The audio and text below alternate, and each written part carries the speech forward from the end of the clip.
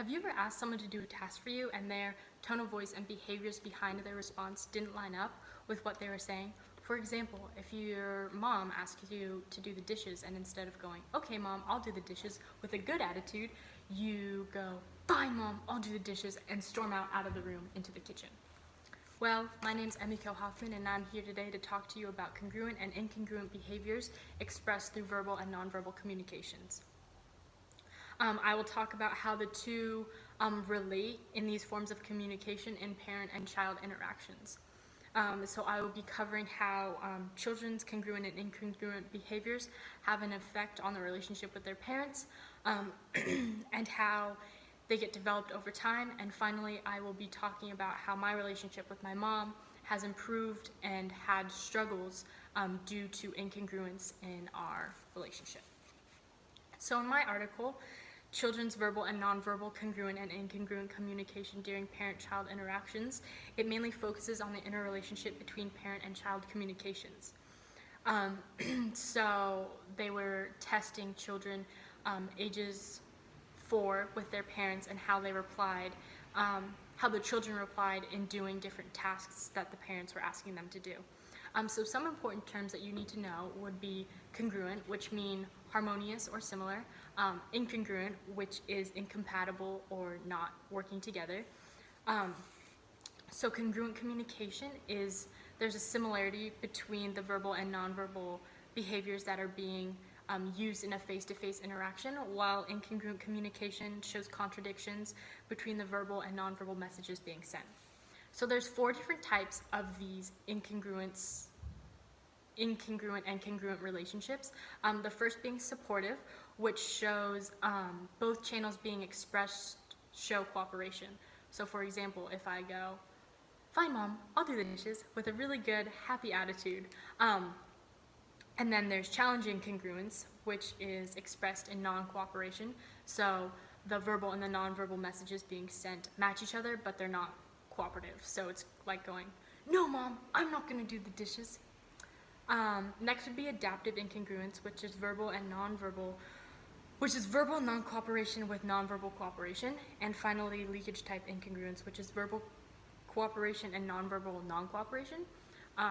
Just a reminder, a leakage cue is something that is expressed non-verbally that shows that you're maybe lying or not telling the truth, and it's an alteration in your behavior to give away that you may be lying or feeling a different way than you express verbally. So the study that I looked at analyzed how children 4 years old reacted when parents asked them to do different task-oriented interactions. So they thought going into this experiment that children around this age would be very open and willing to do whatever their parents were telling them because they had a good relationship with them and that they didn't know how to alter their behavior in order to not do this certain thing.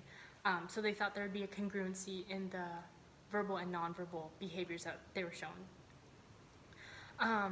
So they found that children at this young of age still exhibited behaviors that verbal and nonverbal messages were contradicting. So they found that even at this young of age, at 4 years old, children still are able to say something out loud but actually mean something inside. So I will be talking about the relationship between my mom and I.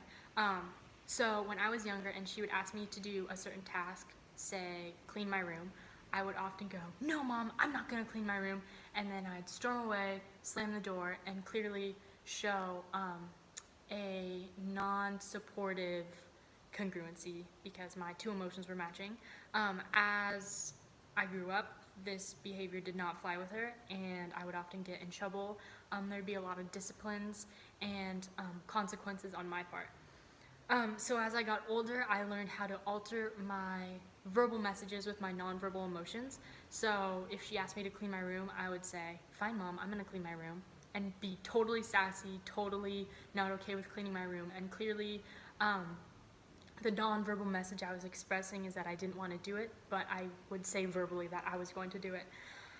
So this still resulted in a lot of punishment because she was able to sense that I did not want to do it and I was being defiant of her rules.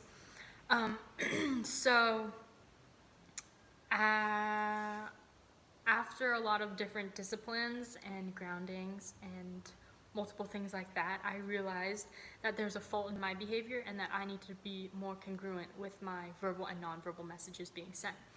So instead of getting super upset and super passive aggressive when she asked me to clean my room, I would just do it with a good attitude and know that it was something that needed to be done anyways. So as the years have gone on, we've been able to communicate more directly in our relationship, which caused a stronger bond between the two of us, just resulting in better harmony within the house and just more stuff being done compared to when I was little.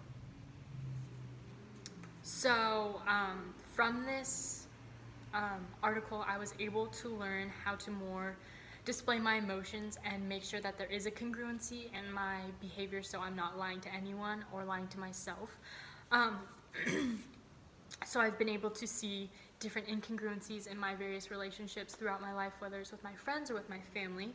And now I'm more able to have a stronger bond in my relationships.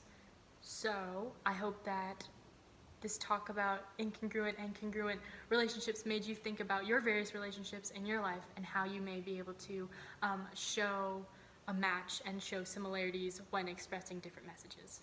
Thank you.